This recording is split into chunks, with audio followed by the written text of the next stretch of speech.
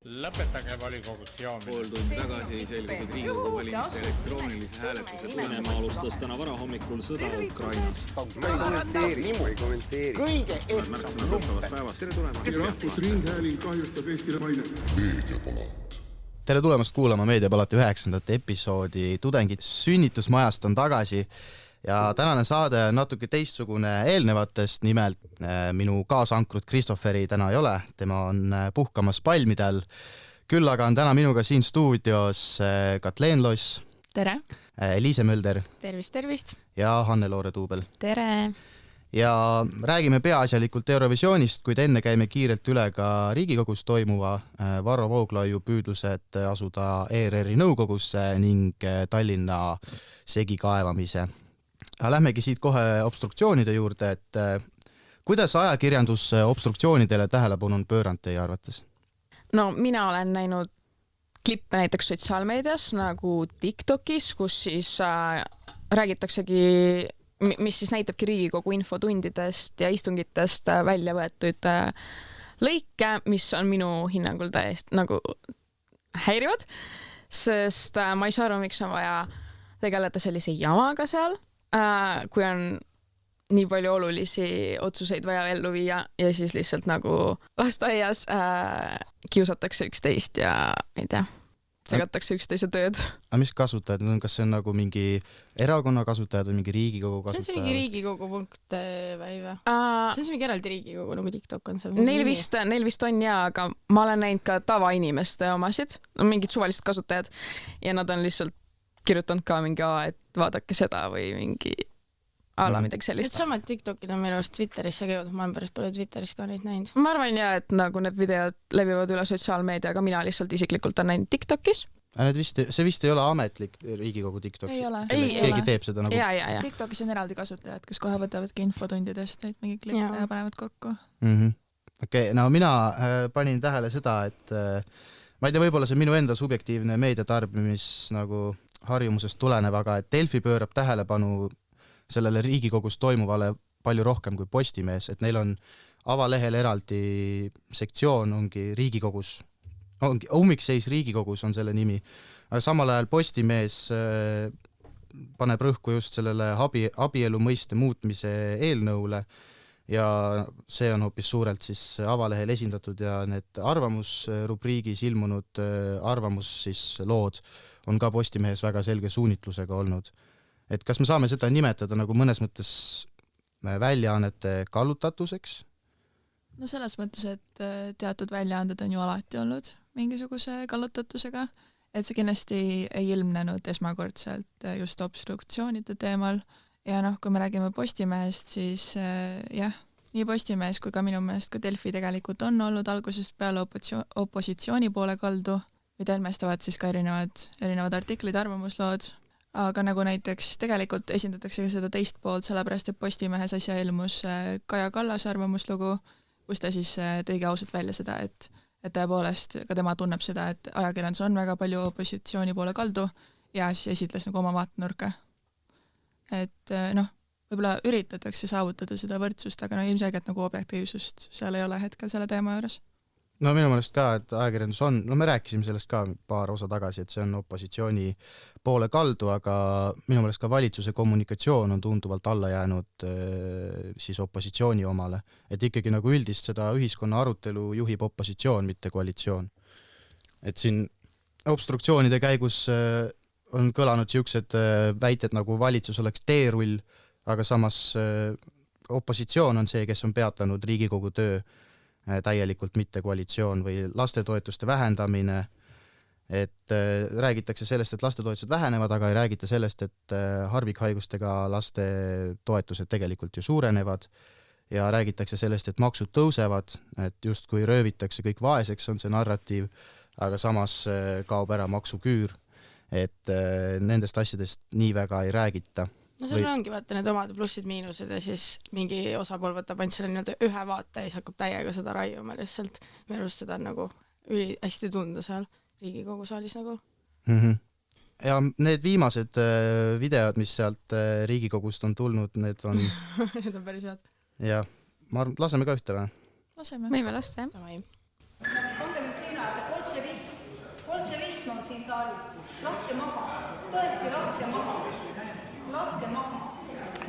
Ühesõnaga, Monika Helme tahtis, et keegi lastaks maha. Ma ei tea, kes. Kas need samad klipid käivad TikTokist ka läbi või? Vot seda ma ei ole näinud, aga sarnased, jaa.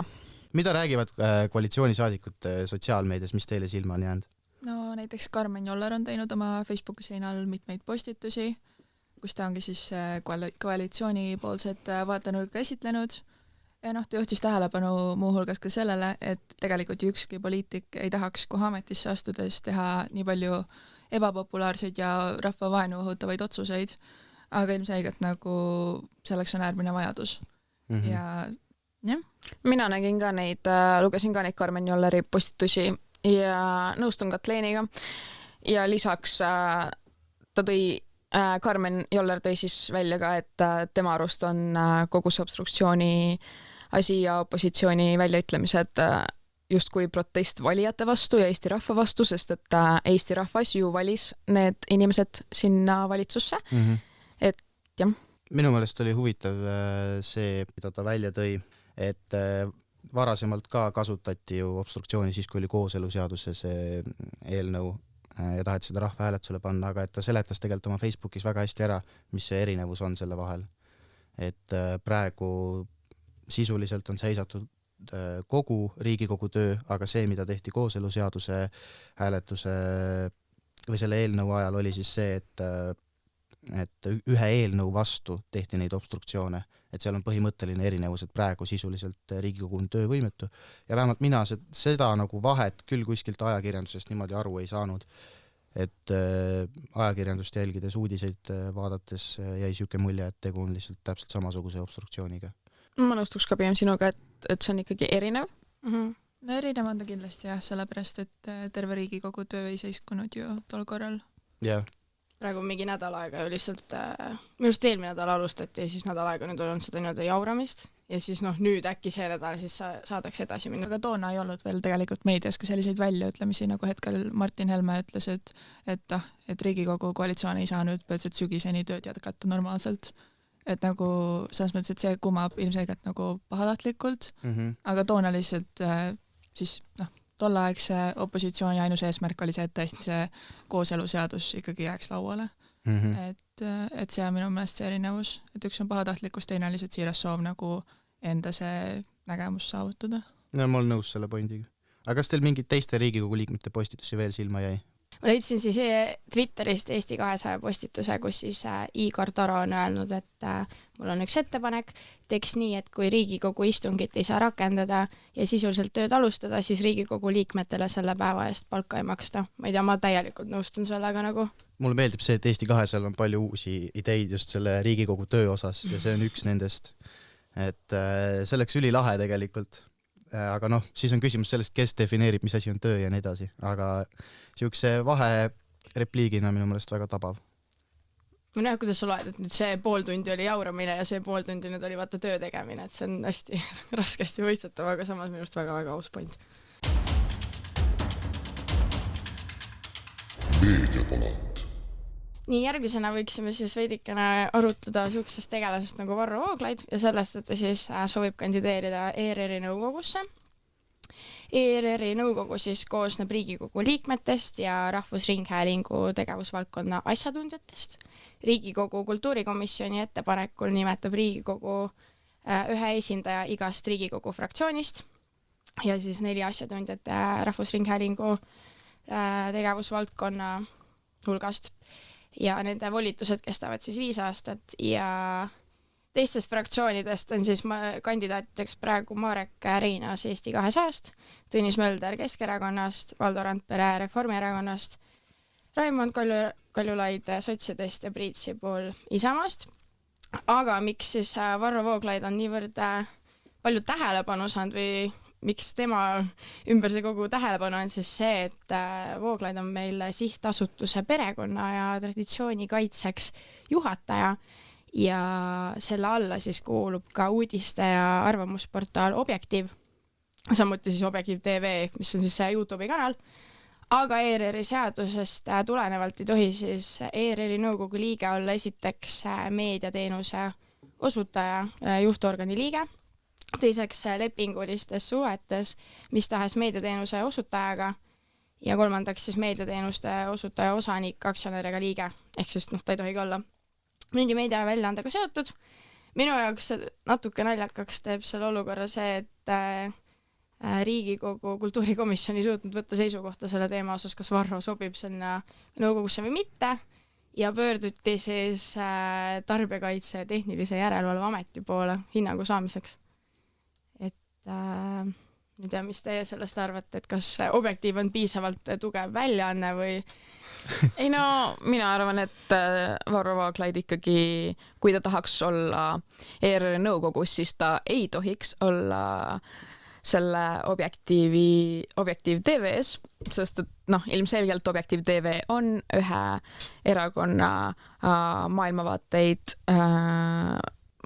maailmavaadetel põhinev ja see ei lähe kokku siis päris neutraalse ja avalik-õigusliku meediaga, nagu on ERR, siis minu arvates. Varro Vooglaid ise muidugi öelnud, et tema pole nii-öelda sellega nii tugevalt seotud ja et tema roll piirdub sellega, et ma käin korra nädalas, osalen seal ühes saates, aga kuna portaal Objektiiv kuulub siis selle sihtasutuse alla, mille juhataja ma olen, siis seda pidi olema ka formaalselt seotud. No ma ütleksin, et see on võib-olla selline võta või jäta situatsioon, et kas ta siis loobub oma sellest ühest raadiosaatest nädalas või ta loobub kohast ERR-i nõukogus. Kusjuures mingi artikkel oli ka sellest, et ta vist pigem loobub oma sellest sihtasutusest kui oma ERR-i nõuniku nii-öelda liikme kohast. Seal oli see trikk, et ta saab liigutada selle meediaks loetava osa nii-öelda sihtasutuse alt välja, et ta ei täpsustanud täpselt, kuidas ta seda teeb, aga et sisuliselt ta ikkagi jääb nende kõikide asjadega seotuks, sellepärast et kes seal praegu portaali juhib tema väitel, ehk siis Vooglaiu väitel Markus Järvi. Markus Järviga on nad väga head sõbrad, et Markus Järvi võib seda meedia poolt edasi juhtida ja samal ajal Vooglaid saab ERR-i nõukogus istuda. Minu jaoks oli huvitav see, et Vooglaid ütles, et ta tahab sinna nõukogusse minna sellepärast, et ta tahab seal tegeleda poliitilise tasakaalustatusega ning üldise neutraalsuse ja objektiivsusega. Aga kui me vaatame nüüd seda tema enda väljaannet ja tema enda sihtasutust, siis neutraalsust ja objektiivsust seal väga palju ei ole. Et ajakirjanduslikust aspektist Objektiiv tegelikult ei järgi ajakirjanduseetika koodeksit ja nad ei lähtu üldistest printsiipidest, mis käivad hea ajakirjandustava juurde. Et see minu meelest on see demagoogia, kui ta ütleb, et tema läheb sinna neutraalsust ja objektiivsust looma või viima. No jah, nende väljaandes paraku objektiivsus on ainult nimes. Jah, see Märt Koigil oli kunagi hea see videoseeria ka, Saap Objektiiv, kus ta siis rääkis Objektiivi tegevusest. Aga Ilmar Raak kommenteeris ka seda teemat. Kas te lugesite seda? Jaa, Vikerraadiost avaldas seal. Üks huvitav mõte oligi see, et mis ma leidsin, et kui juhuslikult härra Varro Vooglaidule peaks jääma see, et ta saadab nii-öelda mõlemat asja teha, siis ta Raak siis tõi välja pointi, et miks siis näiteks ei ole Postimees Grupi või Ekspress Grupi esindatud, et hakkab nii-öelda ERR-i nõukokku kaasama siis teisi meediumeid ka, mis on minu arust päris hea point. Miks, me teame, et Vooglaid hakkab ilmselgelt seal oma kindlat nii-öelda rida ajama, et las siis olla nii-öelda kõik või siis rohkemad väljaanded võib-olla esindatud. Ja selles mõttes küll, et siis võiksid kõik omanikud seal mingid jokkskeeme teha, et kuidagi ennast sinna nõukogusse nihverdada, et küsimus on selles, kas me põhimõtteliselt hoiame nagu seda joont, mis meil praegu on, või me lubame mingisugust jokitamist ka. Aga selles teemas vist lõppvastust veel käes ei ole, et lähipäevad toovad meile selle täpsema info. Üks asi, mis sealt Raagi sellest veel välja tuli, et ta ütles, et tema on olnud ERR-i juhatuses kunagi ja et paljudel inimestel, kes sinna nõukogusse lähevad, et neil on nagu eeldus, et kui nad sinna nõukogusse lähevad, siis nad saavad hakata mõjutama teatud saadete või programmide nagu sisu. Aga tegelikult see päris nii ei käi, et nõukogu tööülesannete hulka ei kuulu konkreetsete saadete mingisugune paika panemine, et sellega tegelevad teised inimesed ja tema tõi välja selle väga lihtsa printsiibi, et poliitikud ei saa siis rahvusringhäälingus mõjutada siis sisu ja toimetuse tööd, et sellisel juhul oleks tegu riigimeediaga, mida me võime näha Venemaal, aga et meie Rahvusringhääling ei ole sedasorti meediaasutus, et meie Rahvusringhääling sarnaneb pigem BBC-le, kus poliitikutel puudub võim toimetuse tegevuse üle. Varro vist loodab, et ta läheb sinna enam maailma muud valida televisiooni, aga nõukogu esmane ülesanne on ikkagi jälgida lihtsalt eelarve täitmist ja kujundada üldiseid strateegilisi tegevussuundi, nii et vaene Varro, ütleks mina.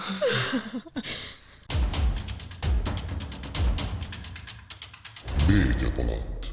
Viimase aja suurim ja kallim 46 miljonit eurot maksev liikluskorralduse muudatus Tallinna linnas algas ehk Vanasadama trammiliini ehitus, millega kaasnevad ümberkorraldused pöörasid liikluse Tallinna kesklinnas pea peale. Alles 2025. aasta veebruariks valvim projekt seiskas liikluse linna südames, Laikmaa, Hobujaama ja Ahtri tänaval, millele lisaks on veel ehituses ka Jõe ja Pronksi tänav ehk kogu südalinn. Veel algab suve esimeses pooles kesklinna vahetusläheduses 1,5 aastat kestev Tondi raudtee ülesõidu 2-tasandiliseks ehitamine, mis läheb muuseas linnale maksma 7,2 miljonit eurot. Ja kõigele lisaks teatas Tallinna linn, et Utilitas alustab 15. mail ehk eile Liivalaia tänaval Tartu maantee ja Juhkentali tänava vahelisel lõigul kaugjahutusvõrkude rajamist, et luua võimalus keskkonnasõbralikumaks linnahoonete jahutamiseks. Mis meie arvame siis sellest suurest projektist, mis ette võeti? No Tallinna elanikuna ütleksin seda, et ka ise olen sattunud sinna kruusa ja liiva ja kõige muu vahele kõndima ja peaksin nõustuma mõne meie Eesti säravama staariga, et ka minu tossud sarnaselt Marko Tasasele said mustaks, mille üle ma sugugi rõõmus ei olnud. Ja kui sul oleks võimalik, Martin, lasta see klippi, kus... Kohe, lasen. Kas sinu tossud maksid ka 850 Minu tossud 830 eurot ei maksnud, aga kahju oli ikkagi. Kas siin kaevatakse? Tahtsime taksot võtta, ei saagi. Kuidas me sinnapoole saame, seda ei saagi. Tšernobõl. See on muideks hullem kui hernaretk ja ussikatk. Täitsa lõpp, ma ei teagi, kas lähme siis siit poolt või? Täitsa haige, ma ei teagi, meil on vaja sinna poole nüüd saada. Nagu öeldakse, milleks seda vaja on. Mina oma 830 euroste tossadega nüüd kabjatasin. Ma vaatame, kus me... Jah. Täitsa pekkis. Mitte midagi ei ole muutunud. Vaevu teevad siin. No vot, siuksed olid Marko kommentaarid Tallinna ehituse kohta. Kes ütleb kõndimise kohta kabjatamine?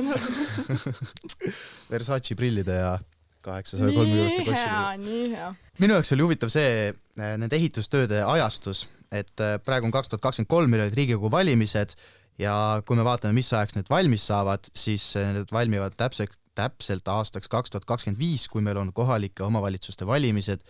Ja mul tekkis küsimus, et kas tegu on Kõlvarti ja Keskerakonna tagasivalimisprojektiga või mitte, et miks on vaja korraga kõik kinni panna. Et selles küsimuses olen mina Marko Tasasega samal lainel. No Kõlvart põhjendas näiteks 2 suure objekti korraga tegemist sellega, et nende puhul on tegu välisfinantseerimisega ehk on kindlaks määratud periood, mille jooksul tulevad tööd ära teha. No samas hea nali, mis ma ükspäev Instast nägin, äkki mingi Šeinafookinagas või midagi, et kõik on üles kaevatud ja mingi ühker pommiauk näeb kogu Tallinn välja ja siis meil on rohepealinn või mis see Tallinn see aasta on, on ju. Ja. Et no midagi on natuke valesti seal pildil. No Tallinna abilinnapea Vladimir Svet ütles ka, et seda tehakse üldse sellepärast, et luua paremat linnaruumi jalakäijatele ja et kogu haljastust korda teha ja... See on täitsa võimalik, aga see kõik valmib aastaks 2025, mitte 2024. Või, et see aasta on kultuuripealinn. No võt, seda enam. Eesti Laulul vaata jõhkralt näidatud vaheklippidena on ju, et Tallinn. Aga ma leidsin Twitterist veel, et Liisu Lass jagas siin üks päev, kuidas siis nende kolleeg AK-st üritas siis mõned päevad tagasi saada Tallinna linnalt visuaale, et kuidas kõik pärast suurt kaevatööd välja hakkab nägema, et oleks siuke positiivne perspektiiv, palju rattateid, haljastust ja muud juurde. Ja mis tuleb siis ja mis kaob, aga kõrvalt vastas siis selle peale, et sellist plaani meil praegu üldse ei ole. nii et ajakirjandusel ei ole väga varianti seda asja positiivselt kajastada, kui ei ole näidata, mis see lõpptulemus on. Just. Minu jaoks oli huvitav see ka, et Vladimir Svet tõi välja need põhjendused, et miks need asjad kõik edasi on lükkunud ja üks põhjus, mis ta välja tõi, oli sõja tõttu, aga mul tekkis küsimus, kuidas sõda lükkab edasi Tallinna tänavate ehitust. Et Covidist ma saan veel aru, aga et kuidas see Ukraina sõda, et see tundub natuke siuke teema, et nad on võtnud need kõik, sõda saab praegusel ajal iga asja vabanduseks välja tuua põhimõtteliselt. Ja nad lihtsalt on võtnud mingid asjad, toovad need vabanduseks, aga tegelikult ikkagi minu vandenõuteoreetik minu peas ütleb, et tegu on ikkagi valimisteks valmistumisega. No, kui me ajastusest muidugi räägime, siis on veel see asi ka, et abilinnapea Vladimir Svet ütles ka seda, et keerulisemad tööd planeeritakse mõistagi suveajale, et inimesi oleks linnas vähem ja et lapsed ei peaks pidevalt kooli ja koduvahet sõitma. Aga suvevaheajale või suveajale üldsegi on planeeritud ka noorte laulu- ja tantsupidu ning linna läbiva rongkäigu ajaks oleks vaja, et kõik need põhiristmikud oleks avatud. Et see on selline huvitav, et kuidas nad siis mõtlevad teha seda kogu selle ümberkaevamiste ja ehituse keskel, et sealt hästi mingi mitme tuhandepealine rahvasalk mööda pääseks. See on tõesti hea küsimus, aga ma arvan, et me hakkame suvel seda video vahendusel kindlasti humoorikalt nägema. Meediapalat. Möödunud nädalavahetusel leidis taaskord aset Eurovisioon, mida korraldasid sel aastal erandkorras 2 riiki, Ühendkuningriik ja Ukraina ning võidukarika viis koju Rootsi, keda esindas Loreen. Ehkki tähelepanuväärne oleks mainida, et rahvavõitjaks osutus hoopis Soome esindaja Kääriä. Mida teie Rootsi võidust arvate? Ei ole õnnelik. Mina ütlen, et ma olin ikkagi Soome poolt, et seda oli näha ja kuulda, et rahvas ikkagi saalis oli tegelikult Soome poolt ja ikka ma arvan, et see Loreeni võit tuli veidikene tema nime pärast võib-olla või see, et kunagi ütles eufooria ja kõik on nüüd eufoorias. Et mina olin ühesõnaga Soome poolt. Selles mõttes et see laul oli küll hea, aga ma ei ütleks, et teist korda väärib sama inimene suhteliselt sarnase looga. Ausalt öeldes nagu võitu, pluss tõesti see, mis Liisa praegu välja tõi, et rahvas ka seal saalis oli tunduvalt rohkem Soome poolt, et seal hääletusel ka lõpupoole inimesed lihtsalt vahepeal mingi väikse pausi tekkimisel lihtsalt karjusid tša-tša-tša ja see saatejuhid pidid ka kuidagi nagu tasandama või rahustama seda rahva hüüdeid, et edasi minna sellega. Räägin mingi TikTokiga, kuidas, nüüd on nii palju, kuidas ikkagi see Loreeni laul on tegelikult mingi, ma ei tea, 4 või 5 erinevast laulust tegelikult kokku pandud, et seal on päris palju sukest sarnaseid neid viise, mis on teistest lauludest. Ja fännide hinnangul see meenutab kõige enam 2011. aastal Ukrainat esindanud Mika Newtonit, kelle lugu oli Vplenu, mis pandi siis selle Loreeni loo kõrvale mängima ja see oli identne selles mõttes. Aga Eurovisioonil on see 8 takti reegel ja see vist üldse kehtib plagiaatide kohta.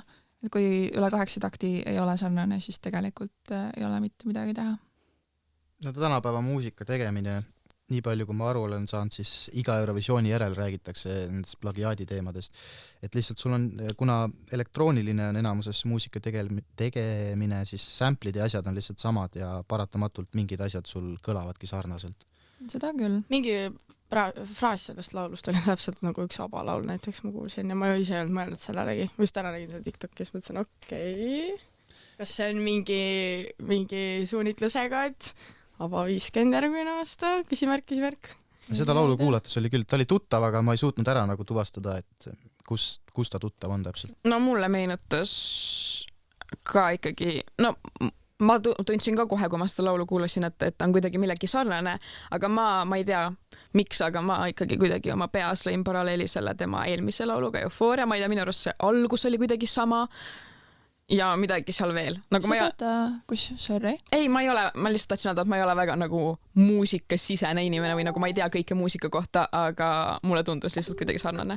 Kusjuures sellel teemal rääkis Loren ERR-ile, et need lood on täiesti sarnased, aga need sarnanevad just eelkõige oma ülesehituse poolest. Et ka alguses on selline rahulik, vaikne ja siis hakkab järjest kasvama, läheb järjest võimsamaks ja siis lõpuks on selline, nagu ta on, mida oli ka Eufooria. Võib-olla on seda mingi vaata artisti mingi nagu nišš. Jaa, täpselt, et tal on niisugust moodi laulud, et ei tea. Seda küll. No võimalik. Õnneks popmuusikast tõesti tuleb väga palju ette seda sarnaseid sampleid ja nagu tegelikult, kui Tanja esindas Eestit selle Amazinguga, siis öeldi ka, et ju meenutab väga Loreeni. Minu arust ta tegigi aasta hiljem ja ta tegi ka seda tantsimist laval, mida Loreen tegi tegelikult ju esimesena. No seda enam oleks minu arust olnud aus ja põnevam, kui oleks keegi teine võitnud ja hoopis teistsuguse nagu žanriga. Aga keda te oleks tahtnud, et oleks võitnud siis? No minu enda lemmik või nagu mulle sümpatiseerisid kõige rohkem üldse Norra ja Iisrael, aga Rootsi asemel ma oleks ikkagi nagu Soome võitu lootnud rohkem või ma oleks väga õnnelik olnud, kui Soome oleks võitnud ka. Siis oleks saanud üle lahe minna ja... No tehniliselt Tallink tegi juba reklaami sellele, et ükskõik, kas Soome või Rootsi võidab, tule Eurozoonile Tallinkiga. No mida iganes. Rootsi kruiis on lahedam. Seda küll. Ma ei tea, minule meeldis ka Norra rohkem ja no kui on Soome ja Rootsi, siis kindlasti Soome, sest et see oli energilisem ja kaasahaaravam.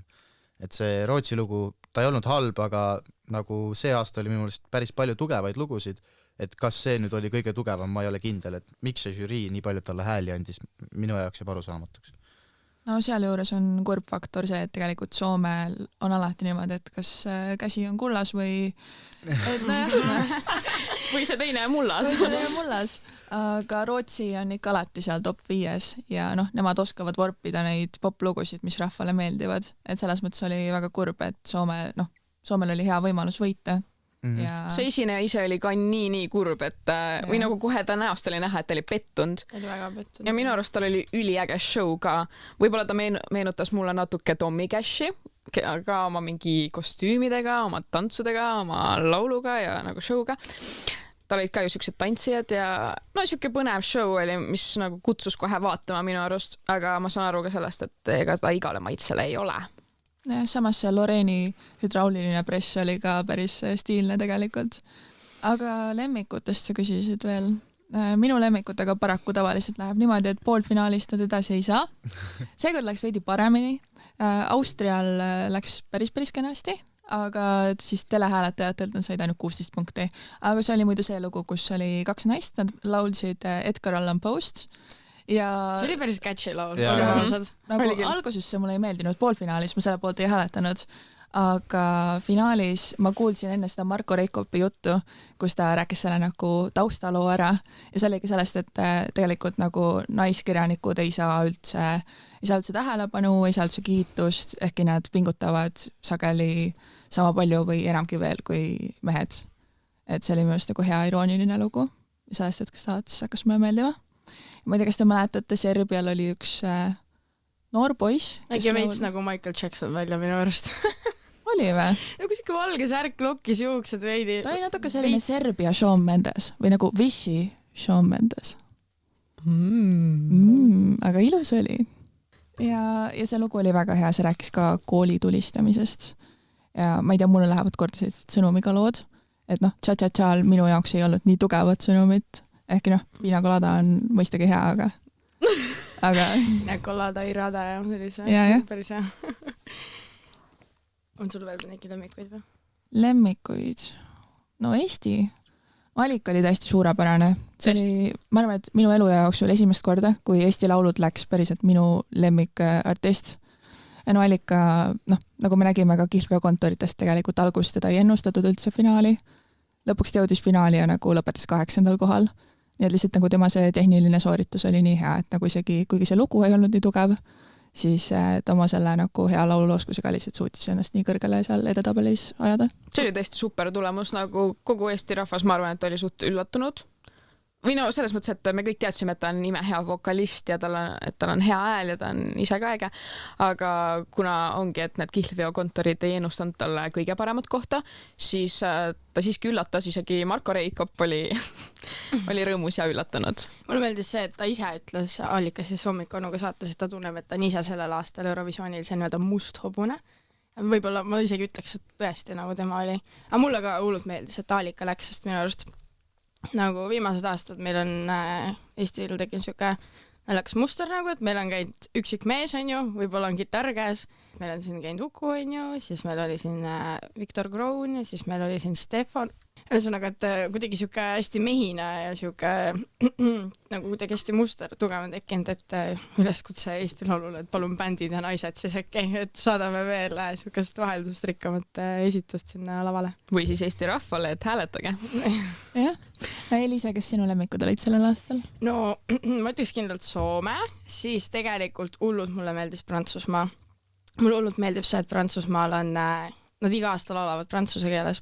Üks aasta, kui see Måneskin võitis, neil oli see üks laulvola. Ja Barbara, see vola oli super. Nii hea.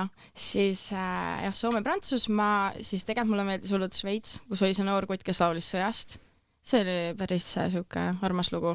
Ja Belgia mulle meeldis. Ma vaatasin Belgia nagu esitust enne finaali ja ma ei tea üldse kõnetanud ja siis lambist seal laval kõik. Ma ei tea, see on vist täiega siukest Madonna mingi Vogue'i vibe'i mulle. See oli üli nagu hea üllataja minu jaoks. Tuleta palun meelde, kes Belgia oli? See kaabuga, blondi kaabuga, valge kaabuga, issand, roosas outfitis, see laiad püksid. See oli, ma ei tea, üli nagu suur üllataja. Aga kes on teie lemmikud läbi aegade olnud?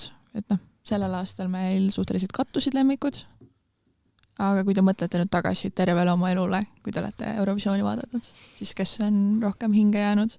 Päris raske on valida, neid on nii palju. Mina ka ausalt öeldes ei mäleta neid kõiki. Ma olen täiega Euroka fänn, ma täiega vaatan ja siis iga aasta tekib mingi kindel või mingi paar tükki ja siis sa mingi aasta aega kuulad neid. Aga ma ei tea, kui ma mõtlen nagu üldiselt, siis esimesena, või esimesed 2, mis mul pähe tuleb, on kiiresti Arcade. Duncan Lawrence on ju, võitis 2019. Ja siis siuke laul nagu Fuego, Küprosama 2000. Ja ta jäi teiseks, Neta võitis too aasta. Mulle jõhkralt meeldis see Fuego laul, ma nagu päriselt endiselt kuulan seda. Ja no muidugi Heroes Mons on ka nagu... Minu arust see on täpselt siuke definitsioon ühest õigest eurolaulust. Kui öelda Eurovisioon, siis mul toob kohe esimesena nagu tema pähe. Aga no muidugi neid laule on nii palju, need on nii head. Nii, teie lemmikud, palun, tulistage. Ma ei tea isegi. Või nagu mul ei ole kuidagi meeles, ma ka fänn on Eurovisiooni ja või nagu selles mõttes vaatan seda alati, kui see toimub ja elan kaasa, aga mulle nagu kuidagi ei jää need meelde, ma võin öelda nagu Eesti omasid, kes on nagu Eestit esindanud. Mulle meeldis Keter ja Ani näiteks, ma olin täiega sillas, kui ma nägin seda show'd 2011. vist aastal, kui ta esines, ma olin esimeses klassis või teises ja see oli ikka... No see oli see Keteri fenomen, vaata, ma arvan, me kõik olime mingi 10-aastased ja me olime täiesti sillas Keteris. Ja mis sest, et tal ei läinud Eurovisioonil kõige paremini, ta jäi vist finaalis viimaseks või? Aga see show ja see tants oli kuidagi äge, see oli vist veel sel ajal, kui laval võis olla rohkem kui 6 inimest. Minu arust tal oli terve nagu mingi tantsusats seal. Et see show mulle nagu väga meeldis, aga sellist välismaa ma ei teagi. No Eufooria meeldis mulle, aga nüüd kuidagi kõige selle uute uudiste valguses on kuidagi see ka mul taandunud, ma ei tea. Minu suhe Eurovisiooniga on suhteliselt keeruline selles mõttes, et ma olen seda väiksena jälginud vanemate kõrvalt ja siis mingi periood ma enam ei jälginud ja nüüd see aasta ma jälle jälgisin, sest ajakirjandustudengina mul tundsin, et mul on teatav kohustus seda Peer teha. Pressure. Ja. Aga lemmikud, no kindlasti Loreeni Eufooria on ju. Sellepärast, et see, mis sul meelde jäävad, emotsioonid jäävad tegelikult meelde ja see oli üks aasta, kui ma vaatasin ja sellega kaasnesid emotsioonid ja seda laulu ma kuulasin ka pärast seda ja siis, kas see oli 2009, kui oli see Norra poiss viiuliga? Aleksander Rõbak. Ta on 2 korda käinud isegi vist. Ja vist on küll jah, aga ühesõnaga see 2009 oli vist jah see, kui ta käis esimest korda ja see oli see, mis mulle meelde jäi, ma mäletan seda, et ma olin esimeses või teises klassis ja siis see oli see aeg, kui olid nuputelefonid Bluetoothiga, siis me jagasime üksteisele seda laulu ja siis kuulasime. Ühesõnaga mälestused, et need on võib-olla 2 minu lemmikut. Ma nõustuksin sellega, et tõesti see Fairy Tale on, ma arvan, kõige rõõmsam asi, mida ma oma terve elu jooksul olen kuulnud. Ja samuti, kui te mäletate, ma arvan, et see oli ka algklassides, oli selline lugu Saksamaad esindas, kellel tavaliselt läheb Eurovisioonil suhteliselt halvasti, nad on alati seal lõpus, aga siis neid esindas Leena looga Satellite. See oli hea, see on hea. Väga-väga iconic. aga muidu Eurovisioonidest ma tooksin võib-olla välja, ma ei ole väga suur olnud nende standardsete lemmiklugude, nagu Loreen ja Mans ja ma ei ole väga suur nende fänn kunagi olnud, aga minule läks eriti korda Eurovisioon, mis toimus 2 aastat tagasi. See oli siis peale koroonat, kui ühel aastal oli Eurovisioon ära jäänud. Mulle väga ei pakkunud vaimustust see, et Uku Suviste meid esindas, aga kui me vaatame seda toppi, kes seal finaalis lõpuks oli, loomulikult Måneskin võitis, kellel on ka peale Eurovisiooni suurepäraselt läinud. Nad on vallutanud üle maailma kõik lavad. Ukrainat esindas Koa, kellel oli lugu Šum, mis oli ka väga hea, kui te mõtlete see tagasi. rohelise sellega see on praegu täiega minu arust, see laul elab oma elu. See elab oma elu ja nagu inimesed meenutavad seda siiamaani. Prantsusmaal oli seesama Voila, mida sa mainisid. Barbara, see oli ka nagu chanson, mis oli väga prantsuse muusikale isikupärane. Mulle meeldiski sellel aastal, et kõik riigid tõid nagu oma seda isikupära, et ei olnud lihtsalt nagu samamoodi nagu Rootsi vorvib kokku poploo. Samuti Islandil läks väga hästi, kus oli need oranžide juustega bänd 10 Years, kui te mäletate, Daddy Freyr. Ma olen lihtsalt obsessed selle 2021 aasta Eurovisiooniga. Šveitsi esindas Gion Stiers, kellel oli see Tout Univers. Ma näen teie nägudest, et te vist ei mäleta neid lugusid. Ja Florida esines ka sellel aastal siis koos San Marinoga. Neil läks suht kehvasti, mis oli suht Neil läks väga kehvasti ja nagu sa nägid nende nägudest, et seal naisel oli väga piinlik, et ta Floridale sellise kogemuse elus tekitas, aga lugu oli iseenesest ka väga catchy, see Adrenaliina, nii et minu südame võitis 2021 Eurovisioon.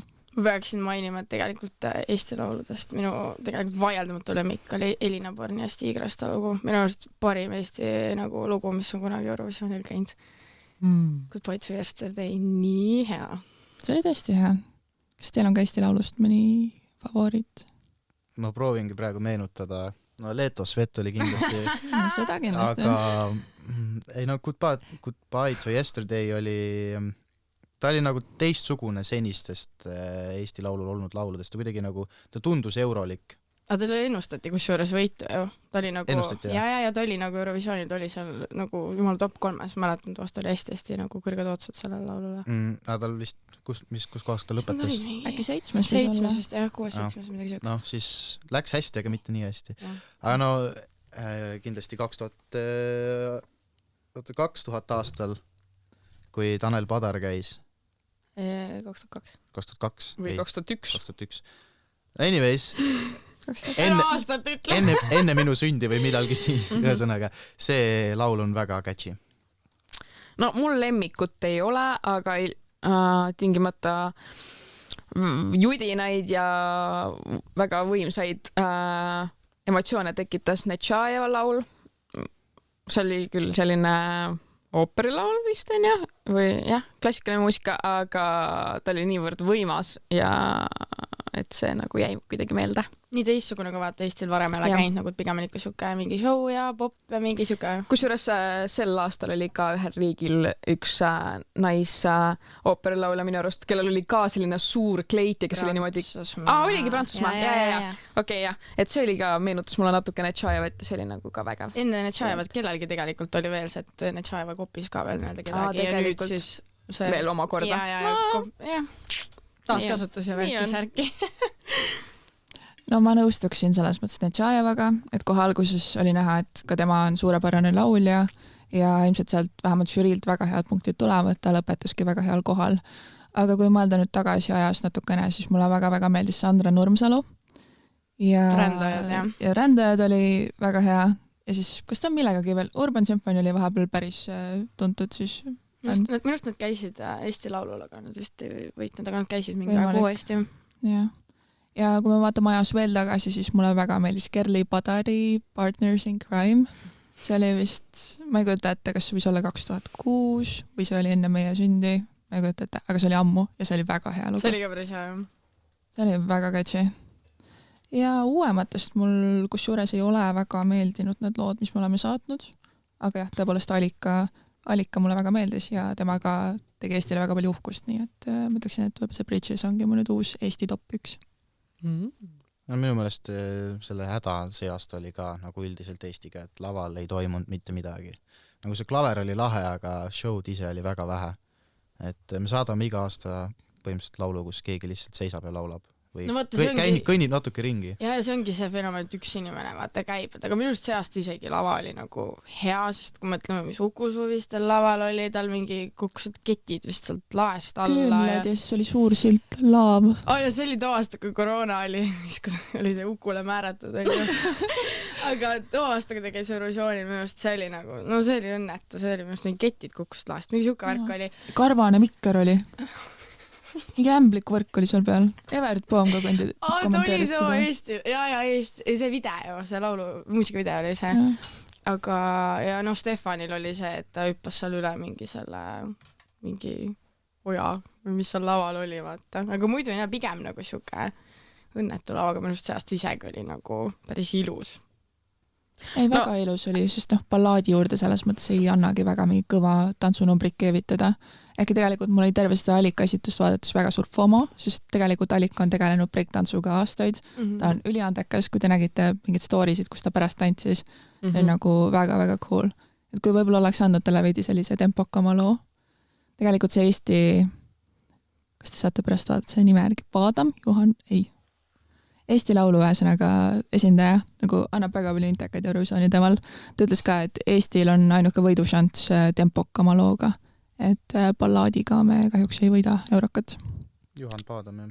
Juhan Paadam, jah. Aga samas nagu Ott Lepland oli 6. koht, 5. 6 on ju, Netšaev oli ka top 10, nüüd Alika top 10, äkki just nagu ballaadid lähevad peale Eive.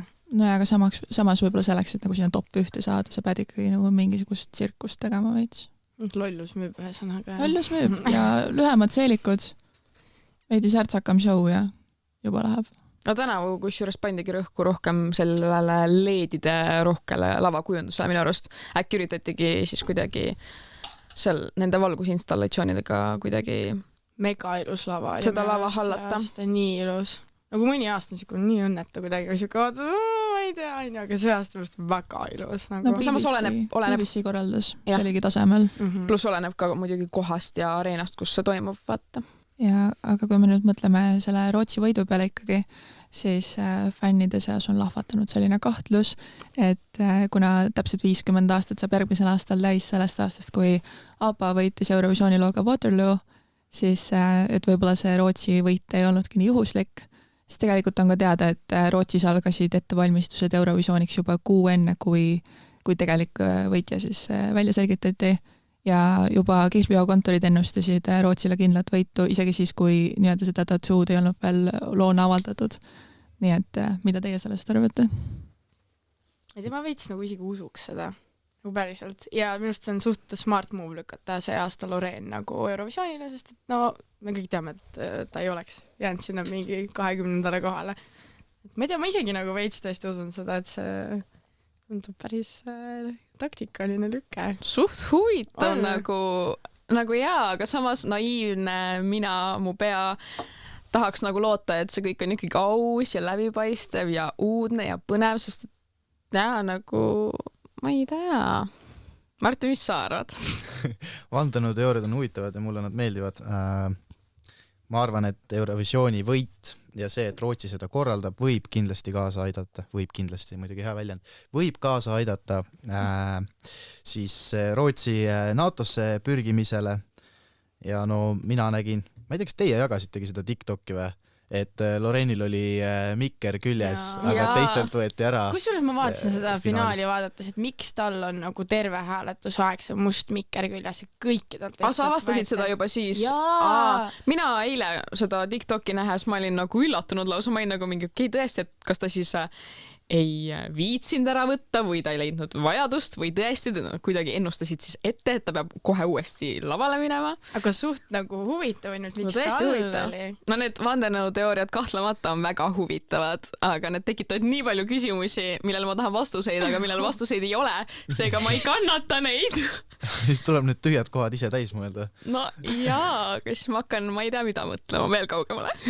kuulge, aga see mikker, mis küljes oli, kas ei võinud kõikidel favoriitidel olla, nagu näiteks kas Käärijal ei võinud seal puhvis varrukataal seda mikrit tal ei olnud minu arust, no Loreen oli konkreetselt vaata näos näha, nagu must ka veel, ei olnud mingi väike peenik ega midagi. aga võib-olla see on artisti enda valik, et jah, kas ta võtab ära või ei võta. Äkki Loreenil, vaata, tal olid pikad juuksed ju, äkki see on lihtsalt... ja, aga samas... Nagu aga äkki Käärijal oli hoopis käes see mikrofon, et tal ei olnud see pea oma, vaid tal oli äkki see käe oma, ei või? Ei, aga see on see Soome oma mõtted. Jah. Ta tantsis ju. Tal olid käed käisid niimoodi paremale vasakule. Okay. Samas, kas üldse kellelgi teisel oli nagu see mikrofon nagu või? Ma ei teagi. No kui mäleta, praegu kindlasti kellelgi oli, aga no ikkagi naljakas ju. On küll, kas te muidu nägite seda Ryanairi reklaami, kus on see, et kui sa topid nagu Käärija endale varrukatesse mingi 8 paari pükse, siis we will charge you. ei näinud. See on nii hea. See on väga hea reklaam. See Ryanairi copywriter lihtsalt väärib palgakõrgendust selle eest.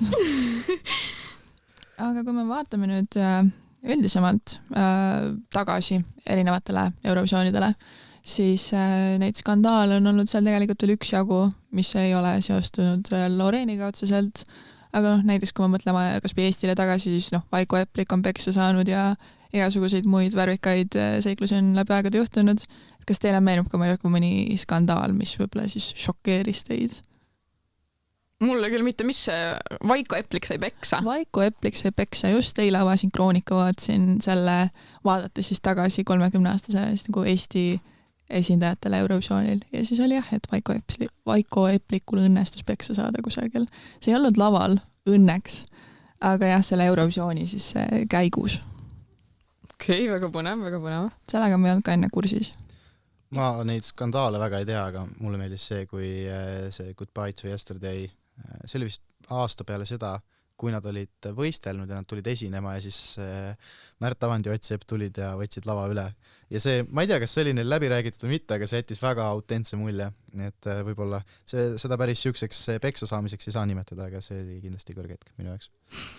Ma mäletan, et aastal 2021 sama aasta, kui Måneskin võitis, siis ma ei tea, kas te mäletate, aga mingi 4 naisel oli täpselt samad kleidid. Et see oli päris huvitav, et minu arust kas kostüümidramat pole ammu olnud. See on küll huvitav, aga kus juures nagu, selles mõttes, et kui lugude juures me saame rääkida plagiaatidest, siis see riietus, selles mõttes stilistid läbivad selle kokku ju vahetult enne tegelikult seda Eurovisiooni.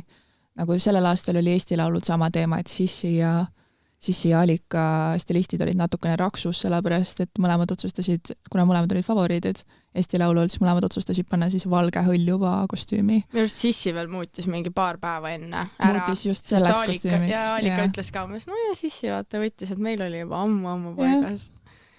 Aga ühesõnaga, see oli naljakas lihtsalt, et 1 aasta ja nagu 4 nagu samasugust, et kuidas nii sarnane maitsenud oleks olnud sama kleita, kas või teist värvi, aga kõigil oli siuke valge hõvedasega. Aga see on efektne, ilus. Oli aasta moevärv järelikult. Aga eks neid tegelikult, kui me mõtleme skandaalide peale, siis päris palju on olnud selliseid etteaasteid, kus on midagi juhtunud, et laulja ei ole saanud siis oma lugu jätkata, nagu näiteks on lavale joostud. Inglismaal 1 aasta jooksis ja ma ei mäleta isegi, mis aastas see oli. Keegi jooksis lavale mingi fänn ja siis nad laulsid edasi, aga neile pakuti, et tehke nagu viimasena uuesti oma etteaste. Aga ma mäletan, et nad keeldusid ütlesid, et see oli niimoodi mõeldud ja lasta siis olla, et ei võta seda pakkumist, et see oleks olnud nagu ebaõiglane teiste suhtes või midagi. No väga armas neist, ma oleks küll uuesti esitanud. Aga jah, sellel aastal oli Loreeniga tegelikult Melodifestivalenil, mis on siis Rootsi nii-öelda Eurovisiooni eelvoor. Seal oli sama asi juhtus Loreeniga, kus jooksidki kliimaaktivistid jooksid lavale ja talle ka pakuti uut võimalust, aga minu meelest seda vastu ei võtnud. Aga see aasta oli veel see, et ma ei tea, kas seda kuulsite, aga see Taani poiss oleks peaaegu disklahvi saanud Eurovisioonilt. Miks? Ei. Sest et seal on mingi kuupäev, millal sa pead avaldama oma selle euroloo. Ta avaldas mingi paar päeva varem midagi siukest. Ta esitas seda kuskil Lõuna-Koreas äkki oli või? Ja siis ta oleks peaaegu saanud disklahvi, aga mõeldi, et see on Lõuna-Korea, et see on vist fine, et siis ta ei saanud disklahvi. Ta oli see TikToker poiss, ma ei tea, kas te mäletate. Ta oli lihtsalt väga excited oma loo suhtes, ma arvan. Aga kuna esimene Eurovisiooni võitja oli teatavasti Prantsusmaa, siis on jäänud selline traditsioon, et lisaks inglise keelele ja siis kohalikule keelele. Räägitakse Eurovisioonil ka saatejuhtide poolt siis prantsuse keelt, aga viimastel aastatel tundub, et see traditsioon hakkab hääbuma vaikselt. Kas te olete tähele pannud, et ma just mõtlesingi, et täna ma avastasin, et see üks õhtujuhtidest või saatejuhtidest siis rääkiski vahepeal prantsuse keeles ja mulle nagu ei meenunud, et seda on alati tehtud, aga võib-olla ma siis tõesti pole jälginud nii teraselt, aga see oli selles mõttes ilus keel, aga üllatav kuidagi, et räägite prantsuse keeles. No päriselt, sest minu meelest alati varem on olnud kogu aeg nagu seda prantsuse keelt hästi tugevalt sisse toodud. Ja võib-olla ongi lihtsalt ma ei ole märganud, nagu ma ütlesin. Ma mäletan eelmine aasta, kui oli see, oligi Itaalias on ju, ja siis mäletan Mika rääkis itaalia keeles, no see oli ikka ilus. No lalla. Aga ja see Hanna Vandi, ma ei hakka ta nimelt, ühesõnaga see näitleja, tema rääkis prantsuse keeles. Aga minu arust see on äge nagu traditsioon, aga tõesti võib-olla see hakkab vähe veits ära vaibuma, et minu arust kunagi oli seda ikka nagu tugevamalt, aga praegu minu arust ainult juhatatakse saadet sisse nagu prantsuse keeles, et mingi vahepealseid asju vist tegelikult ei ole olnud. No selles mõttes, et need, kes punkte annavad žürii, nemad ikka tihti ütlevad prantsuse keeles neid punkte ka. Aga ma arvan, et üks põhjustest võib-olla see lihtsalt, et väga keeruline on leida prantsuse keelt rääkivaid saatejuhte. Nagu Eestis oli ju ka Marko Matvere ja Anneli Peebo vist valiti lõpuks. Aga tuli see Evert Poomi video. Sul tuli see Evert video? Evert Poomi video, mis värk sellega oli. Miks Mart Sanderit ei valitud? Reaalselt. See oli nii hea. Ta ju oskas mingi, ma ei tea, mitut keelt, mingi Mr. International ja siis võeti Marko Matvere. No Evert Poom ikka tegi räpaselt natuke. Ei, aga see on äge, et nagu ta viitsib kaevata siukestes asjades, tuua siukest asja välja, sest no olgem ausad, ma arvan, väga-väga paljud ei teadnud üldse. Aga lõpetuseks, kas teie arvates peaks edaspidi žürii saama otsustada, kes võidab? Või peaks just ainult rahvahääl lugema finaalis? Mida mul oli täiega hea meel, et poolfinaalis oli nagu täielik rahvahääletus, et siis olgi see, et rahvas saab valida, keda nad reaalselt tahavad finaalis näha. Aga ma ei tea, finaalis nagu, samas see on ikkagi nagu äge vaata. Aga võib-olla väiksema kaaluga siis kuidagi, et tõesti ei ole nagu pool ja pool või kuidas, et nii-öelda nagu 75-25. Või no näiteks kuidagi et ikkagi nagu jälgijatel ja fännidel oleks nagu suurem sõnaõigus. Ja ma nõustun sellega. Mulle nagu meeldiks see võib-olla rohkem, et tõesti, sest et tegelikult ju sellel aastal ka, et kui žürii ei oleks andnud oma professionaalset hinnangut, siis oleks võitnud rahva lemmik. Aga samas Eesti ei oleks nii kõrgele saanud. No täpselt see on see kahe. Eesti oleks saanud 22 punkti. Jah, et see on nüüd kurb, aga no samas, ikkagi see on ikkagi rohkem rahvale, ma arvan, kui selles mõttes žüriile nagu, et mina olen küll selle poolt, et võiks tõesti, nagu Loren ütles, et väiksema kaaluga lihtsalt, sest et minu arust ikkagi veel võiks nagu olla mõlemad hääled, aga jah. Nagu täielikult rahvale vist ei, aga jah, suurem osakaal. No, ma olen nõus sellega, et mingi žürii osakaal peaks ikkagi säilima, aga praegu lihtsalt nad kuidagi ei põhjenda seda, et miks siis andsid kõik žüriid nagu Rootsile nii palju punkte, et nagu see jäi arusaamatuks. Miks rahva ja žürii arvamus niivõrd palju erines? No seal on see asi, et žürii hindab tehnilist sooritust ja selles mõttes, et nagu meloodilise loo puhul on lihtsam seda tehnilist sooritust hinnata, kuna Cha-Cha-Cha'l oli ju tegelikult palju sellist nagu räpi osaga. Seal oli üldse 3 eri muusikažanrit koos ju. Ja. Aga siin tulevad jälle nüüd vandenõuteooriad mängu. Kõik žüriid olid ära ostetud. Kõik oli ära ostetud, jah. Ja see ongi see, et kes annab oma naaberriikidele, iga aasta on see, et mingid kindlad riigid annavad kellelegi.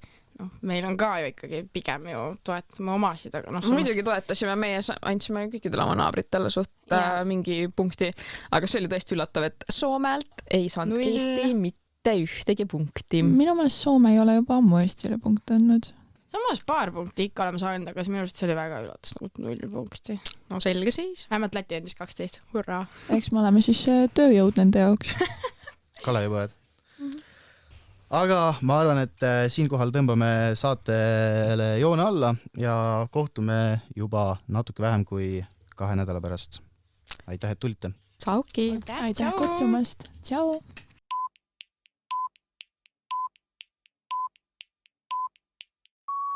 lõpetage volikogus joomine. Pool tundi tagasi selgusid Riigikogu valimiste elektroonilise hääletuse Venemaa alustas täna varahommikul sõda Ukrainas. Ma ei kommenteeri. Kõige ehtsam lumpen. päevast. Tere tulemast. Rahvusringhääling kahjustab Eestile mainet. Meediapala.